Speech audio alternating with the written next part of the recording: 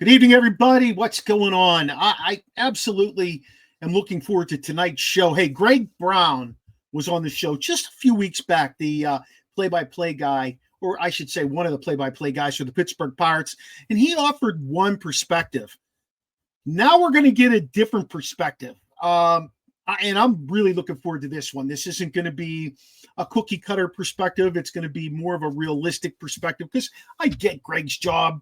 He's employed by the Buccos. He's got to be a little bit more political in his statements. But Gary Morgan's joining us tonight. Gary's going to help us with some insights, some predictions, and a realistic, what I want to call a realistic outlook on the 2025 season. Because let's face it, baseball is, well, just a couple of weeks away. So sit back, relax, and let's rock with Gary tonight, y'all.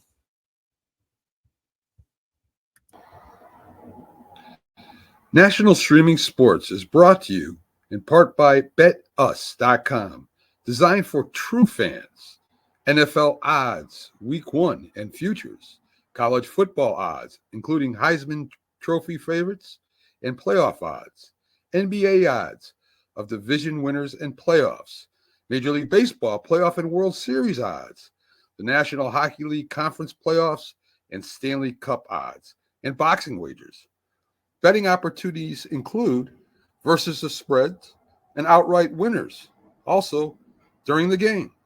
Use our link on our website, nessp.info, the Bet Us Opportunities webpage, for a 125% bonus on your first 3 deposits. Must be 21 years old, and remember, bet responsibly. You're going to call anyone that loves you. You're going to ask them if you can use their card to buy concert tickets because your card's maxed out. Okay. If they say yes, you get the tickets. I can't call my parents because they already think I make bad financial decisions. Well, so I think I'll call one of my friends. Okay. I'm a little nervous. I feel tingly. What's your not answer? Giovanna? Yes. I was on SeatGeek earlier and I saw 2 tickets for Olivia Rodrigo at a really, really, really good price. So Oh my god. I maxed my credit card out by accident last week. Do you think I could use yours to buy the tickets? Oh my god, yes. Did I? Yeah, you got the tickets. You got the tickets. I just want tickets. We're going to go to the concert together. Giovanna, I'll call you later. I love you. Thanks for picking up. Oh my god. I'm going to see Olivia Rodrigo. Yes, thank you, SeatGeek. Ladies and gentlemen, boys and girls around the world, it's time to experience the O's on the Original Sports Podcast.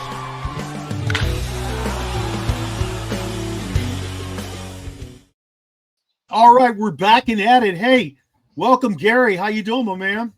Good, man. How are you guys? I can't speak for Sheen, but I'm living the dream. You're living the dream. I work from home, so you know I'm living the dream. Oh, shoot. That's right. That's right. Nice. Hey, I love all the Bucco stuff behind you. Thanks. Yes. Thanks. I've been collecting for a long time. Bull crap like this that I have nothing to do with. Start a podcast. I thought that's the best way to come up with a reason to hang this stuff behind me all day. Well, I'll tell you what. You got some great insights. I read your stuff all the time.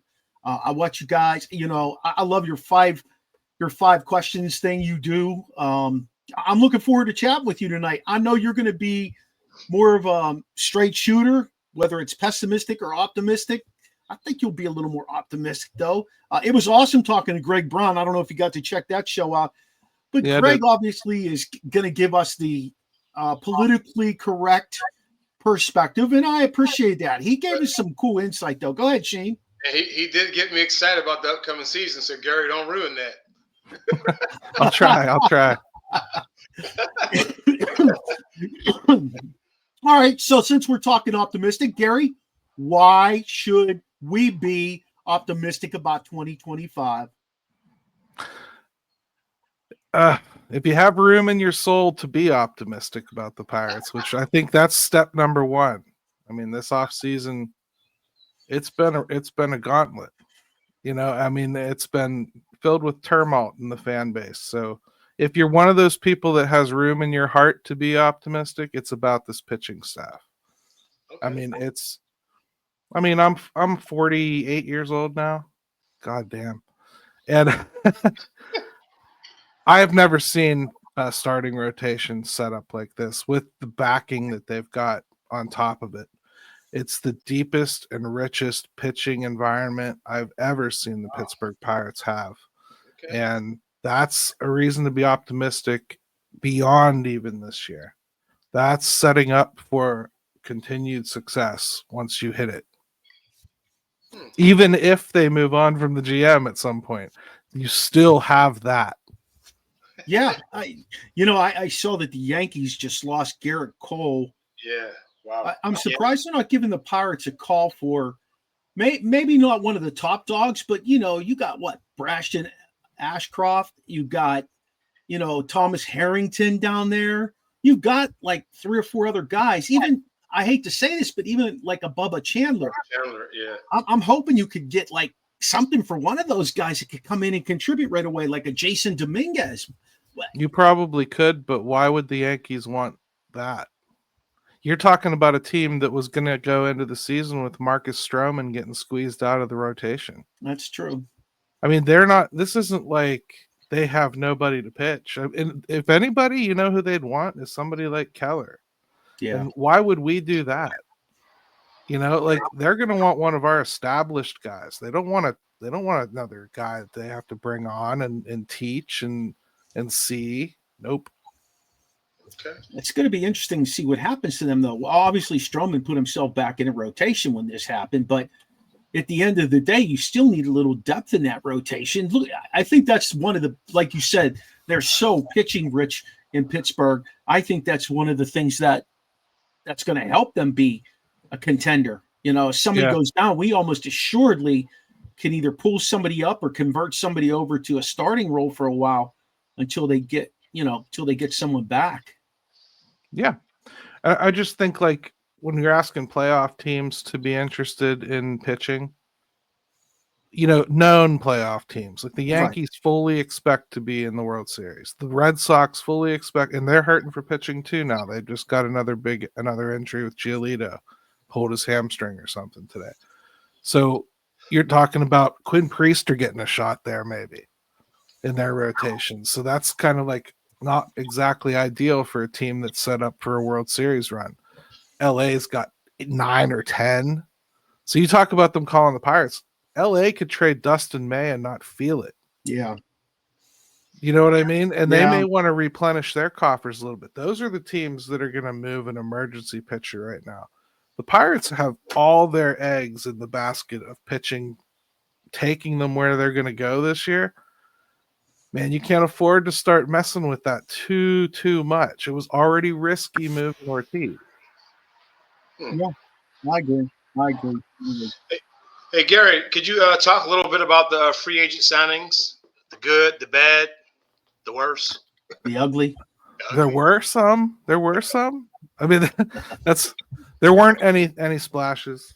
I don't think I necessarily expected a huge splash, but I would say the one I'm most positive about is Andrew Heaney, despite the way he's looked in spring. You have to remember he started late. He's kind of notoriously bad in the spring anyway. He even's joking about it himself. It's not something to be concerned with right now, but Pham, I think it sounds like Pham and Frazier were brought in as character pieces more than anything. Like they want them in the room doing whatever it is they think they bring to the table. Like G1 Bay today had 2 singles that turned into doubles because he hustled out the box. And apparently, reportedly, yesterday, Tommy Pham took him aside after he had a hit just like that and said, for everyone in this room, that's a single. For you, that needs to be a double. And it happened twice today. So if you really want to make Ben Cherington sound smart, you would say, that's exactly what he was trying for, right? Really, they wanted a cheap left fielder. But Tommy Pham, he started hot the last few seasons.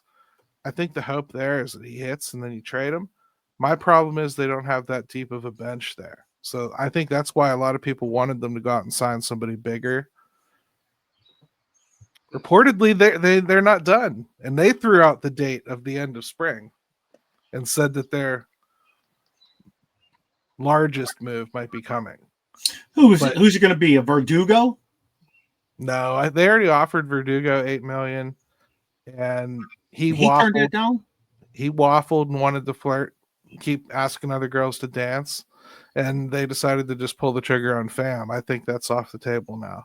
Oh, interesting. Plus, Bay and Suwinsky are kind of hitting right now and looking okay. So, if we get something out of Bay, I'll be extremely happy because with his speed, like you need that. Yeah, I want to see Suwinsky come around, but I'm not as convinced that Suwinsky is going to be as productive as I think all the things that Bay can do would make him productive. You know, I mean that excites me. And to be honest with you, the more I think about what you just said about Pham, the more I think about the great story that Greg Brown told us about Pham, the more I think it was a good signing. I mean, I know he has a chip on his shoulder, and a lot of people, you know, don't like the fact that he's such a fiery individual. But you know what? The Pirates don't have any fiery individuals. Nobody kicks anybody's ass if they screw up. It's okay to lose 12 in a row and fall out of playoff contention in July because, yeah, it's okay. We're the Pirates. Pham isn't going to let that happen, I don't think. Yeah, I think I wrote in one of my pieces maybe a month ago or something, the Pirates coach isn't a table flipper, so they signed a cheap one that can play left field. Yeah. You know, because I do think they need it. Right. Shelton is everybody's friend in that room. Their best players are quiet. Reynolds is quiet. Despite Brian Hayes' injury history, he's still very respected in that room, but he's also a cricket. You know, I can see that. Like you don't have anybody that yells. Paul can command the room, and he will, but you need that guy that's on the field every day to be that guy. You know, like Roger Clemens couldn't lead the Yankees clubhouse, right? He can lead the pitching staff. Yeah. And, you know, and between Jones and Skeens, that'll happen fine. But like they needed something in that room. I'm not saying Pham was the right answer. I wish they would have done better than that. But he might fill the bill. You had that with Santana last year until they let him walk. You know, they traded him away, and then they could have got him back at first base. I get his age, but they could have had Carlos Santana any of the last 4 or 5 years. I mean, the truth is he was never a long-term answer at first base. Right. And every year you want him, you don't have an answer. Let's take a look at these three guys. Let's look at Hayes, Suwinsky, and Davis. Tell me what's going to happen with these three guys in the 2025 season. Well, Hayes is impossible. Is he healthy? Is he not? I mean, I really like the swing change for him. Not a great sign that he's already been tweaked and down for a week. I know they're downplaying it and everything, and I know they're also saying it's being extra cautious and all that, but not a good sign right out the gate like that, right. You know? So, I mean, with him, you know, you just thank goodness that you have like somebody like Triola who can really handle the position. I guess you hope he hits him out of the way. Yeah. You know, if it ends up being that way, maybe Hayes tears it up. If he just does what Hayes does and nobody's trying to turn him into a home run hitter, he'll hit doubles and singles all day. I mean, and I love his two-handed finish on the swing. I think it's keeping him more upright, so he's not lunging as much as he was. It's a good look for him. And it's the first time I've heard his father say something positive about how he's working with somebody on social media. So like, I'm going to go ahead and take it as a good sign that good things might be afront there if he can stay healthy. Suwinsky, if he makes the team, you know, I think he'll start against most right-handers. You know, they'll probably give Pham some of those too, just to make it feel like he's not the backup or whatever, right? At least at the beginning of the season. Mm-hmm. But if Jack does half of what he has done in this league, aside from last year, he's essential to this team. They have absolutely no power. And here's a guy that's hit 26 in the league. I'm sorry, this team can't afford to fart on it. Just like they can't with McCutchen. People are telling me, oh, McCutchen's just taking up a spot. Well, McCutchen hit 20 home runs last year. What guy's he blocking that's going to do that? Right. Show me that guy, and then I'll agree with you. And then Davis is a crapshoot, man. Number 1 overall pick, again, changed his swing. Defense behind the plate, to me, has blown me away this spring. Way better. What a step forward there. I have no questions about him being a good defender. I think there's a very solid chance he starts out the season as the backup catcher. And I think the reason that he should is because Joey Bart has never played more than 92 starts behind the plate in a single season. There's going to be plenty of room for the backup to play a lot. If Bart starts smacking the ball again this year, could he move to the DH? Could he take grounders at first? That way you could play Morgan and Davis and Andy Rodriguez behind the plate? Could. I think eventually he'd be the DH. He'd be the one I would pick out of those three as far as defensive deficiencies. Joey Bart has a good arm, but that's it. Do you feel like they stole him? Like I felt like when they got him from San Francisco, they got him for a song, I felt. He was a waiver claim. So yeah. Of course I do. But I mean, he's again, this will be the first time he's ever put 2 good seasons together if he does this, because it's the first time he ever put 1 good season together last year. Let's see what happens. Yeah. And let's see how far he can go. Like when I'm talking about like how many games he can actually catch, I have my doubts that he can catch 100 games. That's going to leave a lot of room one way or another. Mm-hmm. And defensively, he is not that good. And with you're building everything on pitching, it's going to be essential that they start getting a glove back there. So I do think he'll probably slide to DH, and they probably will have a situation like that at some point. Who knows, though? I mean, like, Andy could be the backup. It really could be any of those three. It's only going to come down to how many at-bats they think they all need to get. Got you. Hey, so earlier we discussed pitching being the strength, and last year the bullpen was supposed to be a strength. Do you think it will be this year, and if so, why? Well, I said it a lot last year, and I was wrong. So I'm not going to say it again this year. But, I mean, I do like the mix right now. They've got good depth with lefties. They've had some pretty good signings. Like Caleb Ferguson is no joke. He's a really good seasoned veteran lefty. So is Waltz. And I know that he had a bad season last year. Kid just did not like playing in New York, man. Like, I mean, he's a pretty good player. I think he's going to be a good, solid lefty. Barucki is looking a lot like the 2023 Barucki, even though he was an NRI. Mm-hmm. He's a minor league signing, so they can start him in AAA and then bring him up whenever they want to. They've still got this other kid, too, Joey Wentz, that looks kind of okay. They could have 3 good lefties that start the season. Majinski's coming along. Holderman looks sharp. Bednar looks back to normal, if not even a little trimmer. And I kind of love what I'm seeing from Eddie Yeen, the guy that they traded for Josh Bell 4 years ago, along with Will Crow. Eddie Yeen looks like he's on track to become the closer in AAA and then move right on up into the bigs. I think it'll be impossible to see this season go by without him making it up here. The kid looks lights out. I just read that today. The sinker has such depth to it. It's so sick. He reminds me of Felix Bautista a little bit. Okay.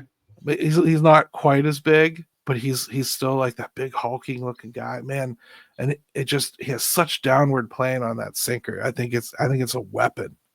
So can't wait to see it. But the bullpen's got depth too. And then some of these starters, like Braxton Ashcraft you just talked about. Yeah. That's a kid that if you cut him loose in the bullpen, he's throwing 101, 102. Holy shit. You want him starting 97, 98. You know what I mean? Yeah. But Braxton Ashcraft has a cannon. And you can easily see him move into the back of the bullpen. Well, with all that depth that they have starting role, Yeah, but so I like the depth a lot better this year overall for the pitching. So, and I think that helps the bullpen because we won't be staffing it for half the year with waiver claims. Although Dennis Santana, who I didn't even mention, I was just going to ask you, was a waiver claim last year that, hey, that worked out too, right? So you could have a Jason Grilli on your hands there. Yeah, I just read where they were talking about Innie from the Nat, the guy we got from the Nats, how he is not going to be able to be held back in AAA. They expect him to be up. And will that make Bednar potentially? Will that make him potentially a trade candidate? I wouldn't have retained Bednar personally. I would have gone out and signed a closer, or kept Chapman, for the upcoming season. Now that they did, okay, I get it. I'd extend him right now for a year or two because he, next year is his last year of arbitration. Yeah. I would extend him for a year or two if I was going to do anything with him. If not, I'm trading him at this deadline or the off season, depending on how he's doing or how we're doing. I mean, if we're winning, you're not going to trade your closer, but I would consider it like this off season. And yeah, I think they have potentials. Colin Holderman has that kind of arm. He really does. Kyle Nicholas has that kind of arm. Eddie Ian has that kind of arm. I mean, they definitely have some closing, but Ashcraft I talked about. They do have some guys that have that kind of potential.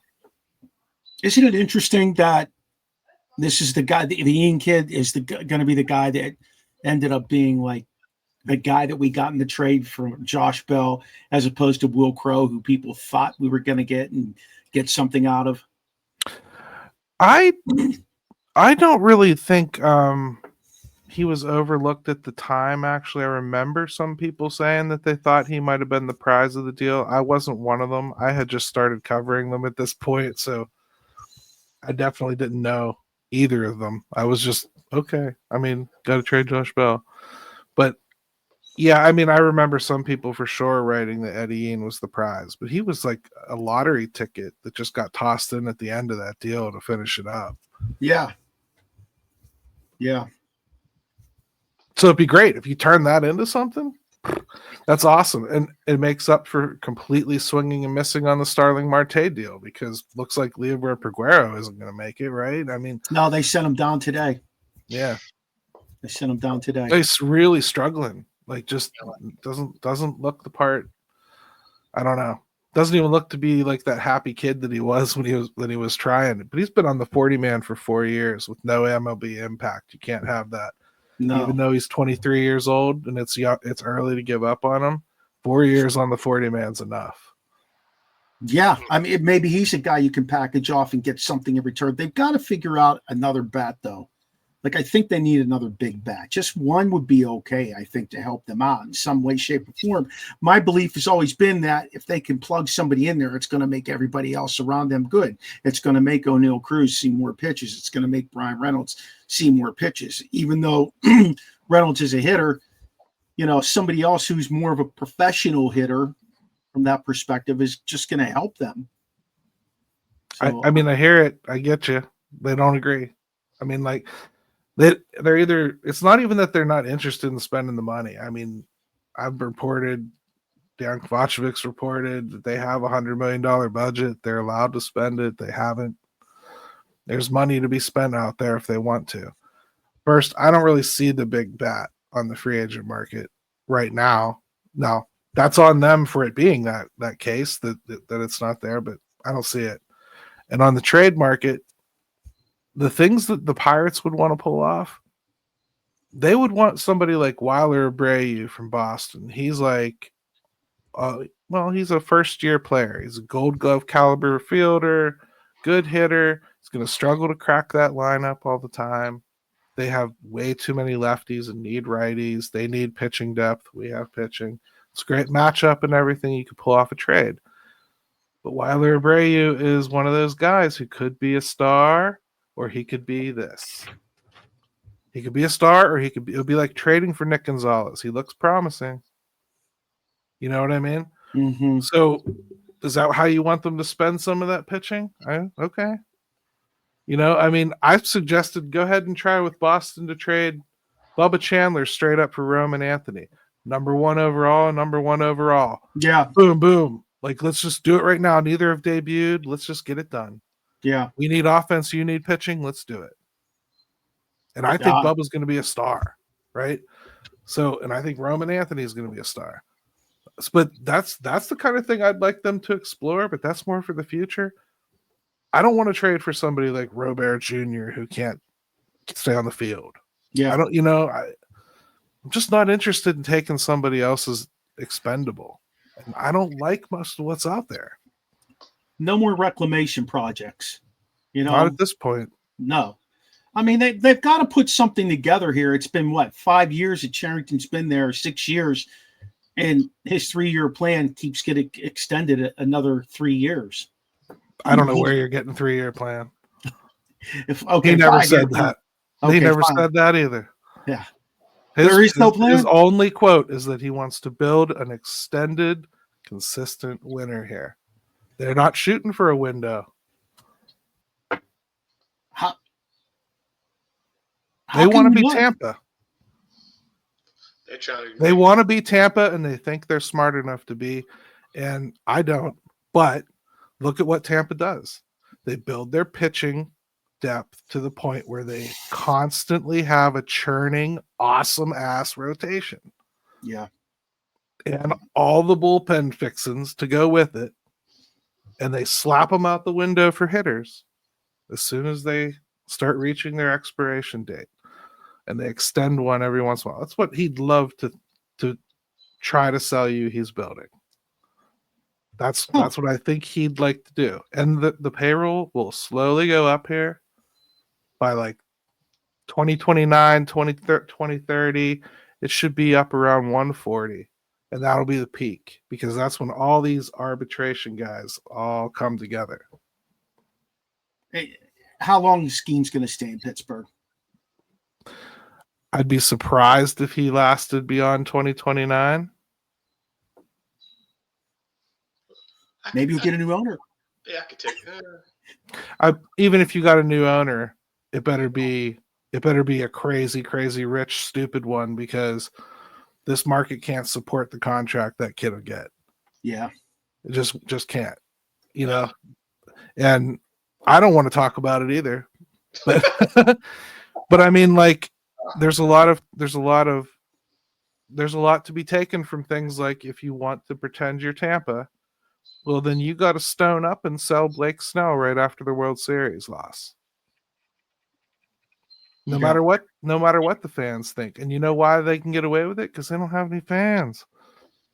They don't have a local fan base that's yelling and screaming and picketing and putting up billboards and crap. You know what I mean? That's why it never works here. Isn't MLB going after the owner right now? Yeah. But he's going after him because he won't settle on a location for the new stadium. And he wants the state to help fix the Trop up so that he can stay there and make it last longer. And they don't want to. So he's basically like, hey, let's get somebody serious in here that's going to quit threatening to move them out of St. Pete, Tampa. The place is a dump. It is. It is, but it's been a willingly accepted dump. And again, there's no fan base. Yeah. There's just no fan base. There is not enough people there that aren't fans of other teams, basically. Wouldn't that be a push, though, for them to do something with Nutting? Though, I mean, he grossly underspends. He consistently is a loser, with his organization. The list goes on and on. Would you call me realistic? Right at the beginning? Would you call me realistic right at the begining? Yeah, I did. No, he's not going anywhere. He hasn't done anything wrong. Egregious, yeah. He's following the CBA. The CBA allows for everything bad that happens in baseball.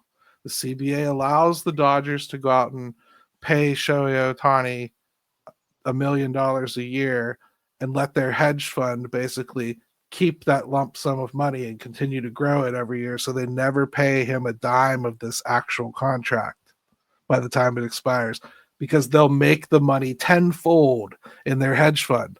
All they have to do is produce it once a year and show, I could pay Shohei everything I owe him. And then MLB sees it and goes, okay, you're good. They put it right back in the bank. Do exactly what they were doing with it. And Shohei went along for the ride. He's happy to take that money because he's making more than that in endorsements. Yeah. The league does nothing to stop that. And like, there's 2 teams in the league that could do that. Them and the Mets or them and the Yankees? Well, the Mets only because Steve Cohen's alive. Even he will get wised up soon. He's got financial advisors that are going to smack him in the face. Look at the team he's got right now. They have the most expensive team in the league. They won't finish 3rd in that division. Look at that team. They have no pitching staff at all. None. They stink. There are 3 Pirate starters that could go and be their 1, 2, 3 right now. Wow. Like, they're bad. And like, you look at like their actual lineup, they can't compete with the Phillies, Atlanta, Washington's even creeping up on them. Yeah. Like, that's crazy to spend that kind of money and suck. And Juan Soto can't play the field. Yeah, no. Well, that was the big thing that the Yankees looked at. You know, why do we spend all this money on a guy who can't play in the field? Well, they offered him about $10 less, so they didn't look that hard. He still took that deal. He still took that deal across town. Yep. You know. Highest paid DH. Anyways, this is way off from Pirates and all that. But no, Nutting's not going anywhere, and he doesn't even get grievances that are successful.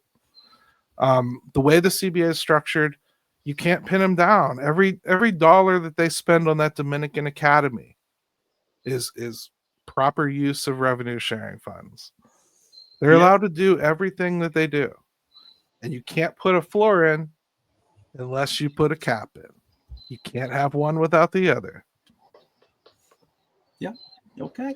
I mean, I personally, I think 2027, it's going to be, this is me now. You know better than I do.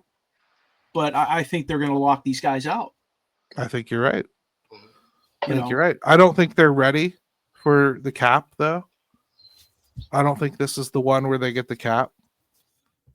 But I do think they'll get a tighter top of the mountain, a little bit more penalty for it. And they'll probably try to institute some kind of a faux floor. So it'll be stupid like that. But I don't think they're going to get it all accomplished this time. They'll fix like the pushing the contracts off, the deferred money is getting out of hand. They'll fix that. They'll do some other dumb things about like the minor league players. They got to give them a major concession. It's the first time they'll be part of the discussion as a union. So that's going to be a big thing. But I think TV money has to be right before you can do a cap. Until cable completely dies, and it has to die for the majority of the markets. You know, you need 10 or 8. Guys, let me do a little station break for our sponsor tonight's show, Scotty's Handcrafted Vodka, made right here in Frederick, Maryland. Scotty's Vodka is made from corn, so you won't find any gluten in it. They prefer potatoes drowned in cheese, not in the bottle. Check out Scotty's Handcrafted Vodka anywhere you buy your booze. How about that? I like it. Sounds like plans for the evening. Hey, let me tell you something. Scotty's a great guy. University of Maryland graduate. He and his girl, Jen, they throw a tailgater for every Maryland football game, and it's a fantastic tailgater. All they want you to do is go there, have fun, and get drunk. So take it for what it's worth, right? Sounds good. Yeah. Hey, let's move on, Gary. Who I wanted to ask you this, though. Okay, we know Skeens, Jared Jones, Mitch Keller, Andrew Heaney. Who's going to be number 5? Because Oviedo's he's not even in the running. Bailey Falter. Oh, Yep. I mean, it's the 5's done. It's going to be Heaney, Falter, Mitch Keller, Skeens, and Jones. At least you got 2 lefties in there, right? I like it. Yeah. And I wouldn't worry about the order too much because I think they'll have to try to set it up so the home opener is like Skeens or something. Yeah. I think they play 7 games first, so they might have to monkey around with where they put him, like put him in the third slot or something to make that happen. I don't know how they'll do it, but that's kind of something along exciting. those lines. And then, I mean, Falter was good last year. He and Heaney are very similar as far as the numbers they'll produce, but they do it differently. I would like to get them separated, though, because you wouldn't want batters to see that slower lefty delivery 2 days in a row ever. You know, I think you'd always want them separated by one of those flamethrowers. Yeah. You know? So just to change up the eye location and everything and mess with their timing and not let them get settled in. But those are the 5 that they'll start with. And then at some point, you hope somebody like Mike Burrows takes a step. Ashcraft gets a shot. One of those 2 would probably be first, I would imagine, unless Bubba really blows the doors off. Thomas Harrington might be the best out of those 4, and he's coming just as fast. And Hunter Barco is going to start in Double-A, and I guarantee he's knocking on the door by the end of the year. I was just going to ask you about Double-A. Who's down there that, you know, Solomito's kind of fell off the face of the earth because he had a good season, 2-3 years ago in Altoona, and then he just kind of. He was only last year was his first year in Altoona, and he struggled a little bit. But towards the end of the season, he started figuring it out. This year, he looks like he's come back with a little extra velo. He's still not close. I mean, I think he'll start in Double-A. And he's probably going to have to wait for a wave or 2 to go through before he gets up to AAA. But I think he's still a worthy cause as far as a project goes, but not somebody I'm counting on. I think Barco will fly past him, honestly. I think he's probably the best one from below the AAA level, at least. How about position players down in Altoona? Well, Cheng is probably going to start in AAA now.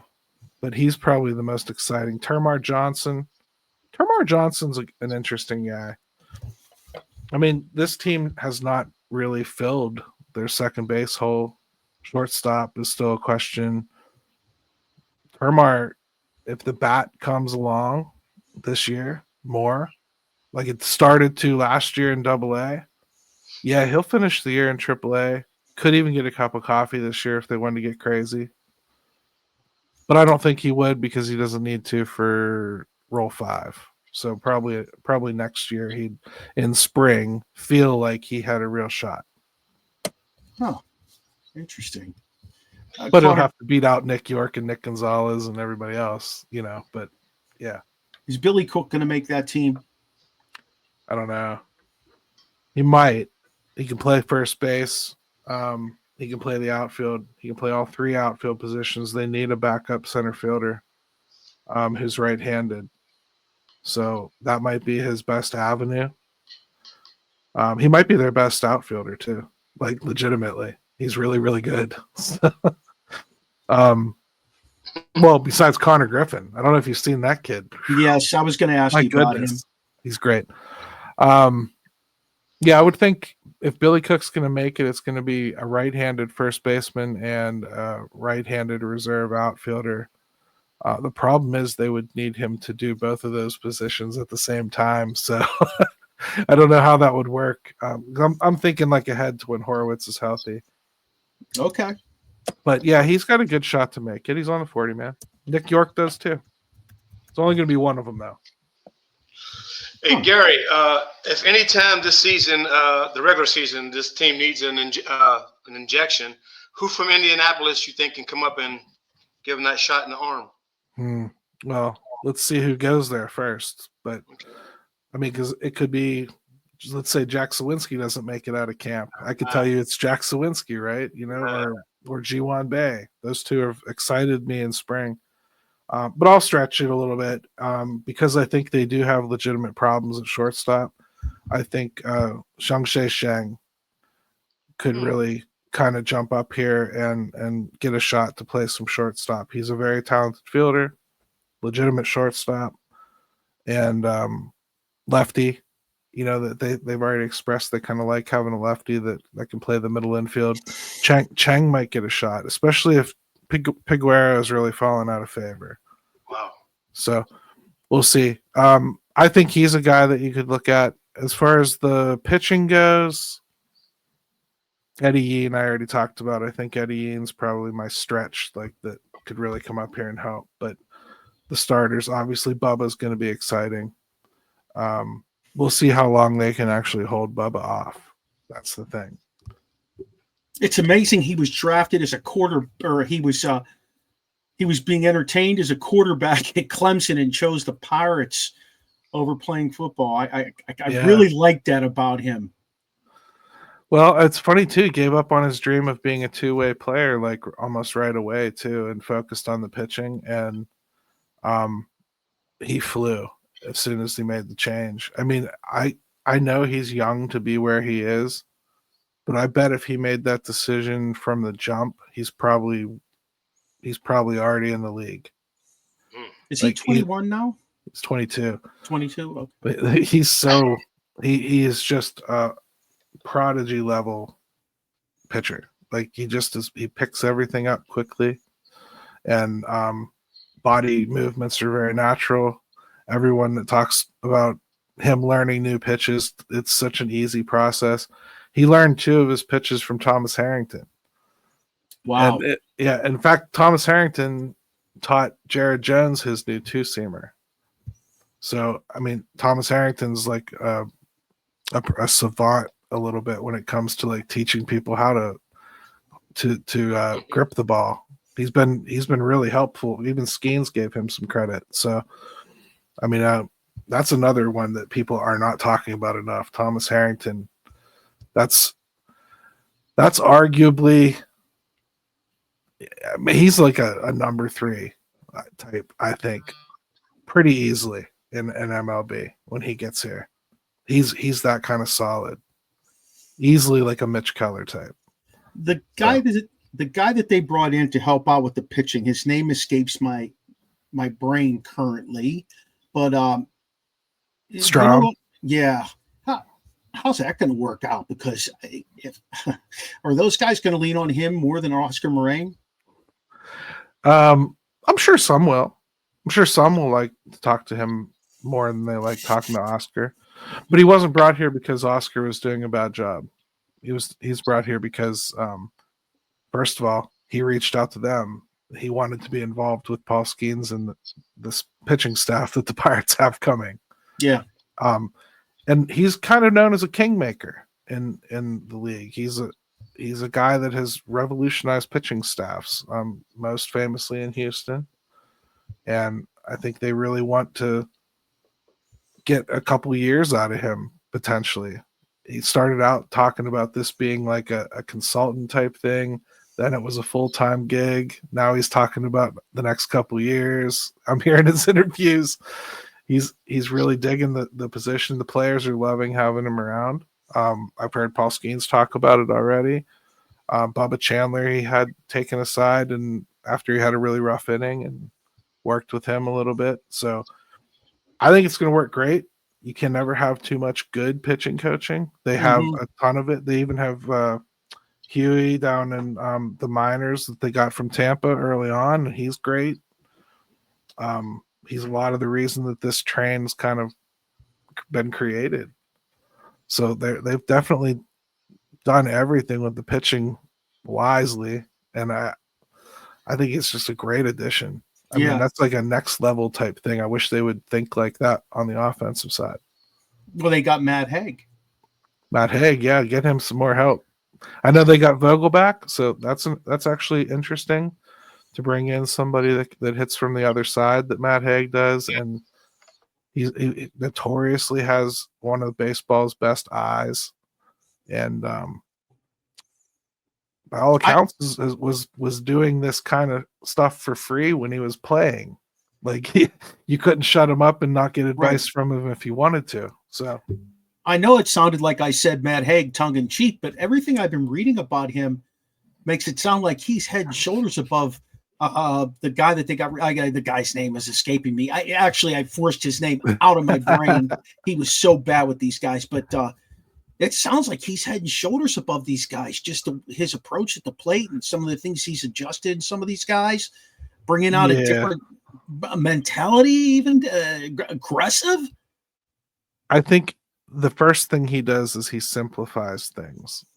That was the one thing that all the minor leaguers that I talked to anyway would tell me about their opportunity to work with Andy Haynes, was that he was overdoing it with giving them information. Basically, there's too much data for me to look at. I'm confusing myself. It's getting in my head, things like that. The patient approach had become predictable to the point where other teams just knew the Pirates don't swing at the first pitch. And you can't do that, man. Like, you just can't do that. You got to ambush every once in a while, right? Yeah, 100%. And so I don't know. I'm hearing much more positive things from the players this year as far as liking to work with Haig. Haynes was fine for the established hitters. I know it sounds like you can blame him for like certain things, but blame him for guys like Davis struggling. Don't blame him for Brian Reynolds going into a slump or whatever. That's or don't blame him for Cabrian Hayes. That's Cabrian Hayes talking to his dad and the 50 coaches that he likes to talk to on the outside and constantly tweaking everything. And that's not the stuff that you get your hitting coach on. The hitting coach is there to maybe get a veteran out of a slump by just kicking him in the ass every once in a while, or ribbing him or something. The young kids, it's just, hey, give me the patterns and let me go. And that's what Haig's doing. He's more like a Zen master than he is, a hitting coach. He's not adjusting them constantly. Just give them the information quickly, digestibly, let them go. He obviously couldn't get Rowdy Tellez out of that slump that he had for 3 months.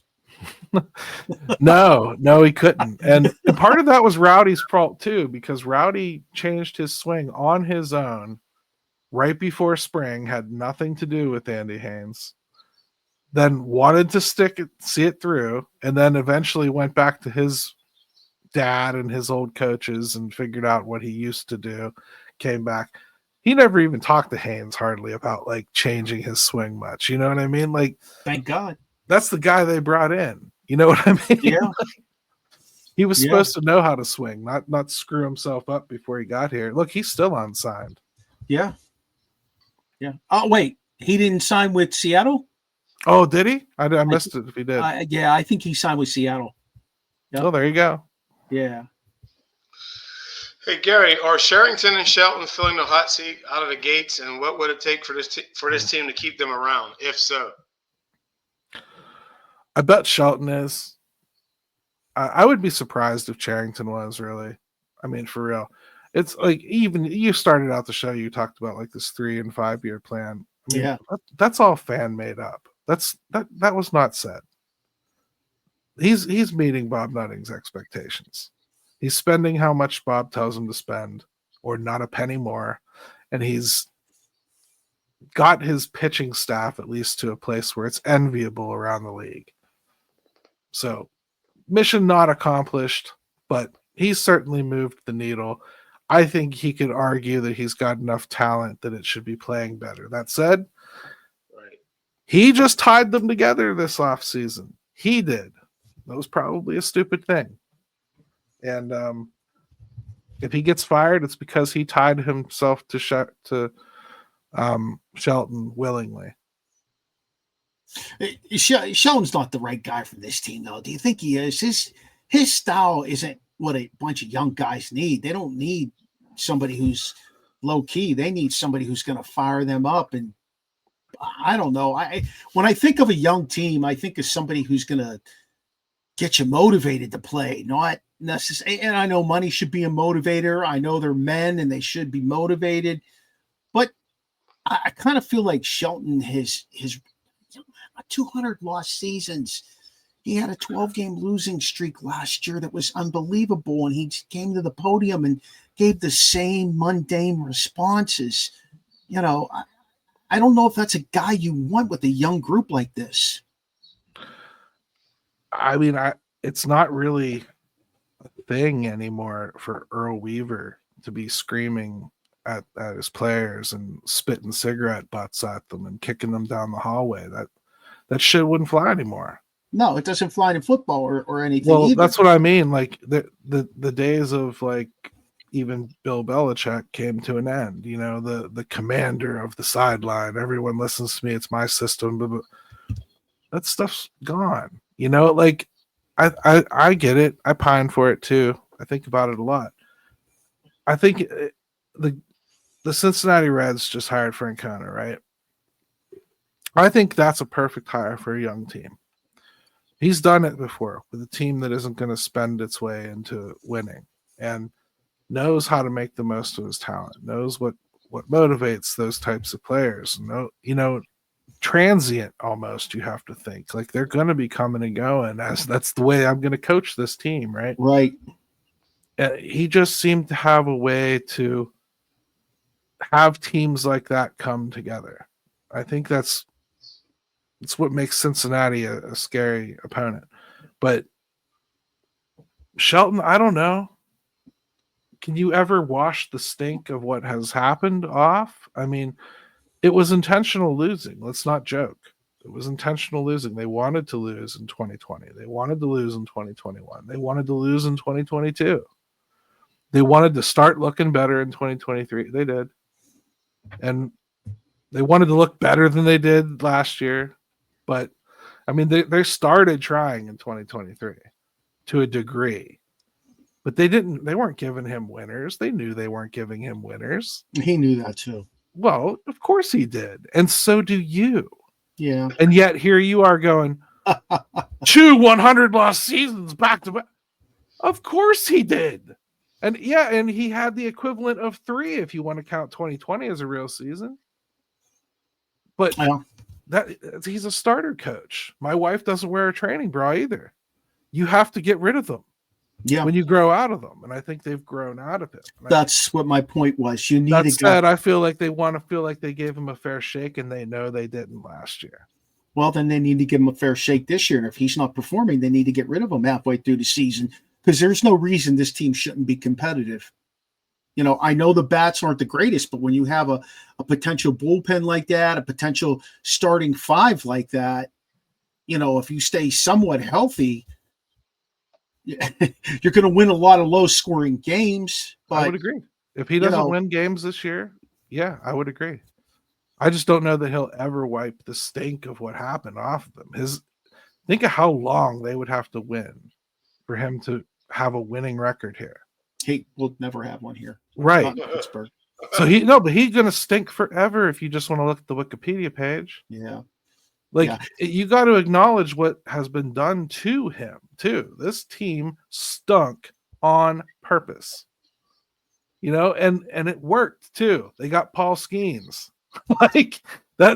You don't have Paul Skeens if you don't stink out loud. True. And at the end of the day, I'm happy they took Skeens and not Dylan Cruz, even though they have good too. Yeah. He's going to be pretty good too. But yeah, he's going to be generational. Sure he is. Saw him play up in Harrisburg last year. I live, an hour from there. He carries himself very well. He really does. He actually, to be honest with you, he kind of reminds me of Harper in some ways, like watching his demeanor and things like that on the field. What Harper's become. Yeah. Because not what he was when he was a young guy. Yeah. I saw Harper play in Hagerstown.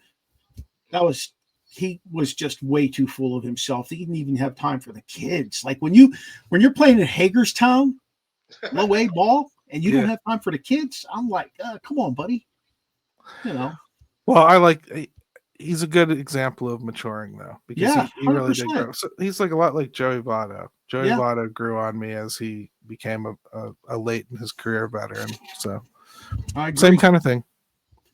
Hey, let's ask you one more question. I was going to ask you about some surprises in a positive direction, some things to look for, but look in your crystal ball.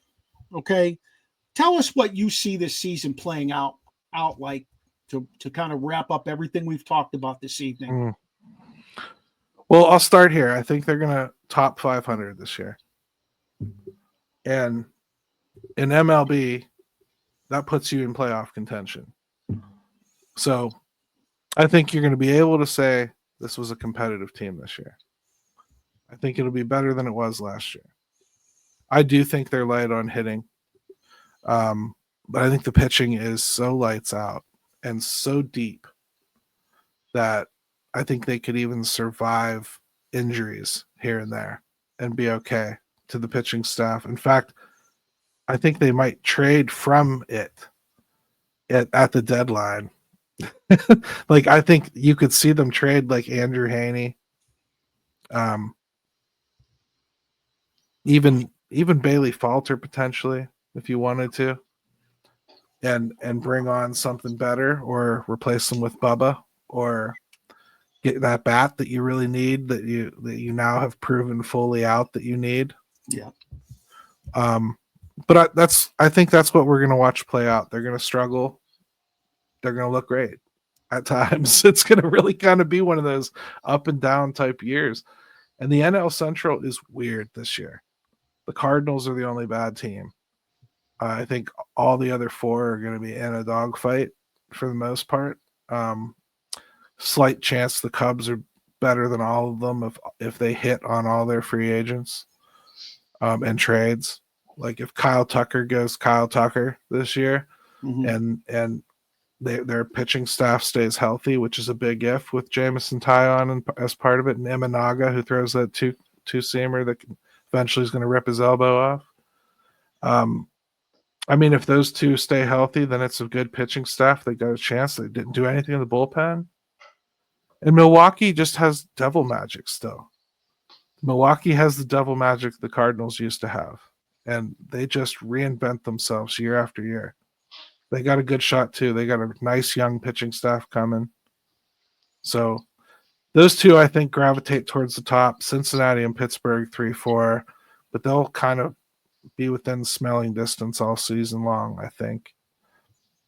2 or 3 teams could come out of the Central. It could be fun. That'd be awesome. Yes. Gary Morgan Jr., everybody. Tell them where they can find you, my man. Steel City Pirates, Pirates Fan Forum. And then next week I'm the host of Locked On Pirates. Excellent. So. Thanks for spending Tuesday night with us, Gary. Really appreciate it. I know you said when I hit you up that you didn't know if you had the time, but it's guys like you that help to make my show grow because you make the time. And Rasheen and I are really appreciative of it. So thanks a lot. Enjoy the Bucko season. Might have to circle back to you at some point, see where we stand. Sounds good, man. Thanks. Take care. All right.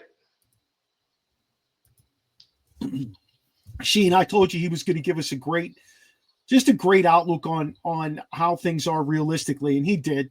Yep. He brought an A game for us, and you could match it up a lot with what Greg Brown said to us in terms of things like Tommy Pham, the pitching staff. At that point, we weren't aware of Andrew Haney. We weren't really aware of anything going on at spring training yet. But we see a whole different side of things now that spring training's on a roll. So it's been kind of fun. I'm excited, like you. I always get excited for Pirate season. I don't fall off until they fall off. You know what I mean? They gotta go. Yeah, you're right. They gotta go on like a 5 or 6 game losing streak, and then they lose me. It's like Pitt basketball. My brother said, "I'm watching Pitt." I said, "I've been stopped watching that." Yeah, I followed it today. I listened to it because I didn't have access to it. But right now listen, us being Pittsburgh guys, we know it's a downtime at a Steel City. Oh, man. So bad. Hey, if you missed last night's episode, everybody, of Terrible Talk, our Pittsburgh Steeler podcast that we've been rolling with for the last 2 months, it was an excellent episode, and I highly recommend you check it out. It will drop on Thursday along with this full episode and audio. Sheen and I are happy to have you join us tonight. It was really great listening to what Gary Morgan Jr. had to say. She, anything to add? Are we going to do another Turbo Talk this week? We hope to do one on Thursday. We'll have to see how it plays itself out. Hey, you can follow us at our webpage. It's originalsportspodcast.com. You can check us out on Facebook, X, Snapchat at OSP with MM.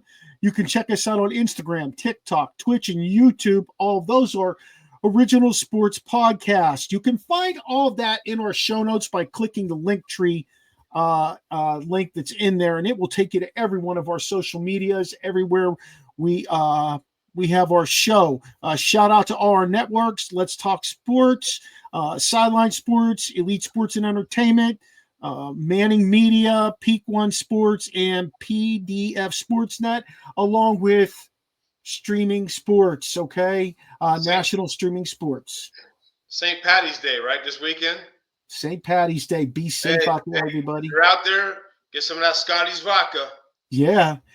Make sure you check out Scotty's homemade vodka. Scotty's a great guy. He puts a fantastic vodka out there, and like I said, it's made here in Frederick. So not that means anything to anybody worldwide, but it is a good vodka. Made from corn and not made from potatoes, and that makes a huge difference to everybody. So thanks again for watching us. Don't forget to tune in Thursday, hopefully. If you have a chance, look for the link to go up. You can email us at originalsportspodcast@gmail.com. If you have any comments, questions, concerns, shout out to Steve Medley and Charlie Hodgson for doing our voice intro and our music. And like we always say, join us next Tuesday to experience the O on the Original Sports Podcast.